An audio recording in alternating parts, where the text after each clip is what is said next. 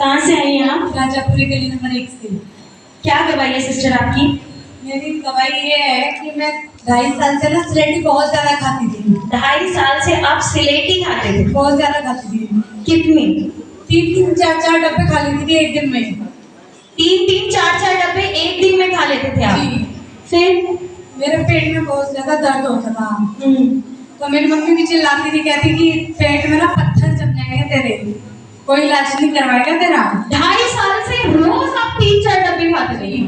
फिर और संग में मैं सुपारी भी बहुत ज्यादा खाती थी। 200 रुपये मतलब डेली का मेरा खर्चा था। 150-200 रुपये की सुपारी भी खाती थी साथ में। 150-200 रुपए की एक दिन में आप सुपारी खाते थे? और सुपारी मैं 15 साल से खाती थी। जब मेरी शादी हुई थी तब से खाती थी। 15 साल से? जी। फिर क्या हुआ?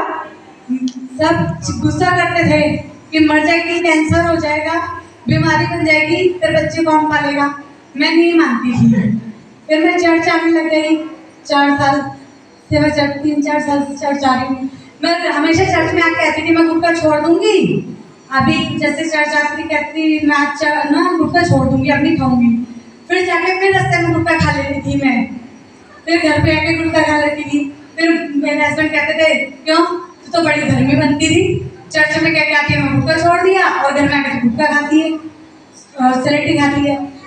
अभी जनवरी में मेरी तबीयत ज्यादा खराब हो गई थी, बुखार आ गया था। जनवरी में आपकी ज्यादा तबीयत खराब हुई थी, बुखार आ गया था? हाँ जी। फिर क्या हुआ? फिर मैं 18 जनवरी को चर्च में आई तो मम्मी ने मम्मा जी को बोला, मम्मा जैसे कि आपने अपनी गवाही में बताया कि इस जनवरी से पहले आपने 2.5 साल पहले भी जब आप स्लेटी खाते थे आपने मम्मा जी से प्रेयर कराई? हाँ जी, मम्मा जी से प्रेयर करवाई थी। जी।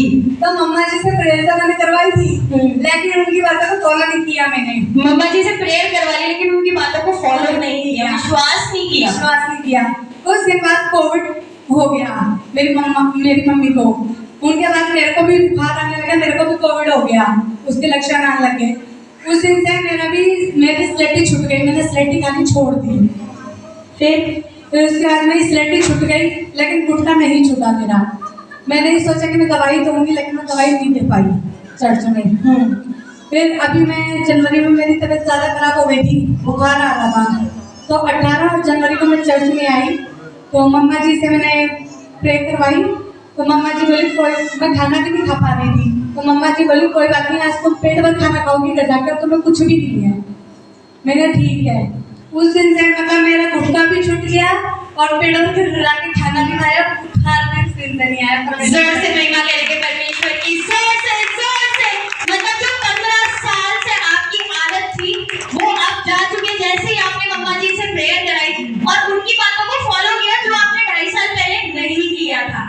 बहुत सबने कोशिश की गुटखा छुड़ाने की लेकिन किसी ने नहीं छुड़ा पाया, लेकिन परमेश्वर ने छुड़ा दिया। मैं परमेश्वर का दिल से धन्यवाद करती हूँ। जोर से महिमा करेंगे।